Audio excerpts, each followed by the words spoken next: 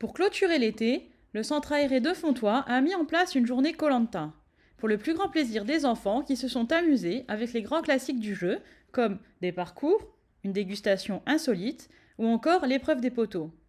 Cette journée fut encadrée par Sherifa. Alors cette matinée, on s'est consacré essentiellement à une épreuve qui s'appelle l'île de koh lanta. Elle se déroule en plusieurs épreuves, donc on en a choisi 5, qui s'appelle l'île au quiz, avec un quiz à la clé évidemment. Quelle épreuve existe depuis la création de l'émission? Chasse au serpent, épreuve des poteaux ou tir à l'arc? Épreuve des poteaux. Koh Lanta, c'est une île. Il y a 2 pays. Japon, Thaïlande, Chine. Thaïlande, effectivement. L'île au miam miam, où là il faut essayer de reconnaître des épices. Donc on a choisi le poivre, le sel, le sucre, la cannelle et le gingembre. C'est du gingembre. C'est de la cannelle. C'est de la cannelle, très bien. Donc vous avez trouvé le café, la cannelle. Ensuite on a l'île aux pyramides. Donc là il faut faire un peu d'acrosport, c'est-à-dire qu'ils font une pyramide humaine. Bougez pas. Viens Cameron, vite. Mets bien ton genou. L'autre épreuve, ce sont des relais. Donc on a l'île aux couleurs et l'île au speedy. Tout ça, ce sont des épreuves chronométrées. Oui, très bien. Nickel. Allez, attends. Attends, j'en mets qu'un. Deux fois, c'est bien. Allez, mais... Bien, encouragez votre équipe. Dessus, tu peux. Allez, Annès, mets la main dessus et vas-y, cours. Mets la main dessus. Tout le long du parcours, ils doivent essayer de repérer des balises. Sur ces balises-là, il y a des lettres.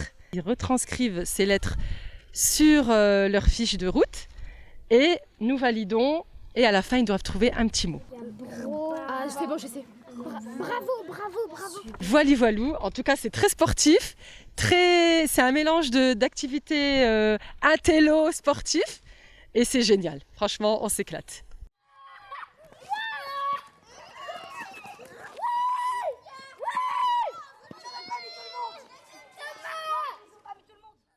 Alors cet après-midi on a travaillé sur les épreuves de koh lanta, ça a été très très sportif.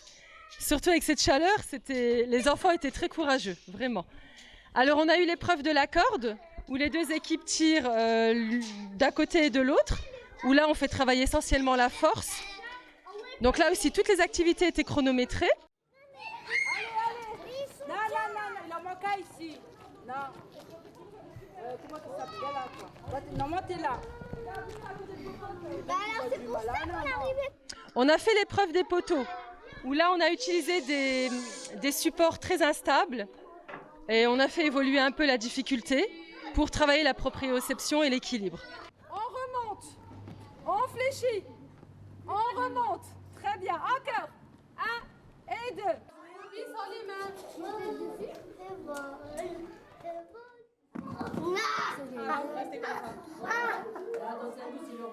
Ensuite, il y a le jeu du memory. Donc là, sous forme de relais, 2 équipes vont retourner les assiettes colorées pour retrouver les paires et le faire le plus rapidement possible. 3, 4,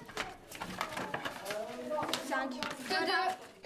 Ensuite, il y a eu le jeu donc, de motricité et apprendre aux enfants à viser une cible. Donc avec le cerceau, ils visent le cône en question. Donc chaque cerceau de couleur sur son cône correspondant. Bravo, Maya. Elle est deuxième. Bravo, Maya. Elle est deuxième. Non, elle est première. Quoi? 2 épreuves sportives, donc 2 parcours.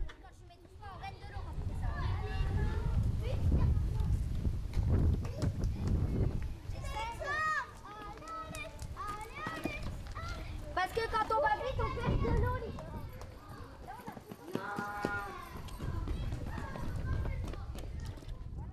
Parcours de l'aveugle. Alors ça, c'était très important pour nous parce qu'on voulait sensibiliser les enfants aux personnes qui ne pouvaient pas utiliser leurs yeux. Donc vraiment leur faire ressentir la confiance en l'autre parce que l'autre guide la personne aveugle qui a le bandeau. Et vraiment, ils sont obligés d'avoir totalement confiance aux partenaires. Et ça, c'était très important pour nous de leur faire, de les sensibiliser à ce sujet. On a enfin laissé un stand, un petit point relax.